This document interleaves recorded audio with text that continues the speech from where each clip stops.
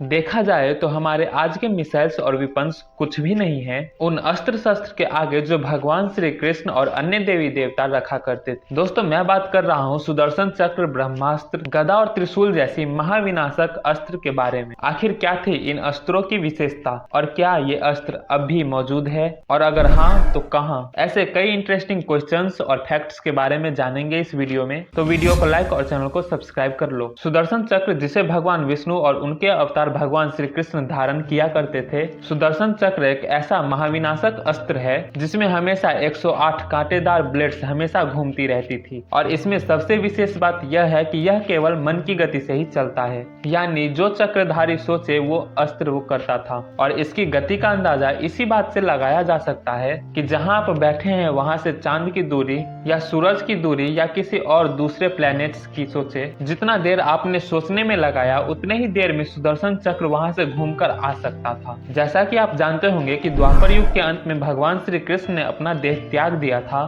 तो ऐसा कहा जाता है भगवान श्री कृष्ण का चक्र जमीन पर गिरा और घूमते हुए वह धरती के अंदर चला जाता है, और आज भी वह धरती के अंदर ही है। लेकिन एक समय पर वह वापस फिर से आएगा, वो समय भी बताऊंगा इस वीडियो में बने रहें। ब्रह्मास्त्र, जैसा कि नाम से ही ज्ञात होता है कि यह ब्रह्मा जी का अस्त्र है। यह एक ऐसा अस्त्र है जो दुनिया की आधी से ज्यादा आबादी खत्म कर सकती है। मन में न्यूक्लियर बम या परमाणु का विचार आया, उससे भी कई ज्यादा गुना घातक था यह ब्रह्मास्त्र। ब्रह्मास्त्र को चलाने का एक मंत्र हुआ करता था जो आज हमारे बीच नहीं। कहा जाता है कि ब्रह्मास्त्र का कोई तोड़ नहीं था, लेकिन ब्रह्मास्त्र के आगे केवल हमारे वीर बजरंगी ही टिक सकते थे, क्योंकि उन्हें बचपन में ही ब्रह्मा जी ने वरदान दिया था। भगवान शिव का अभोग त्रिशूल, जिसके बारे में कहा जाता है कि सूर्य की ही एक भाग को ब्रह्मा जी ने त्रिशूल का रूप दिया, जिसमें समस्त संसार की विनाश करने की क्षमता है। त्रिशूल के तीनों शूलों को तीनों काल का प्रतीक माना जाता है, भूतकाल, भविष्यकाल, वर्तमान काल। कहा जाता है आज भी वह त्रिशूल धरती पर मौजूद है और उसे देखा भी जा सकता है। जम्मू से कुछ ही दूरी पर शुद्ध महादेव नाम का एक मंदिर है, जहां मां पार्वती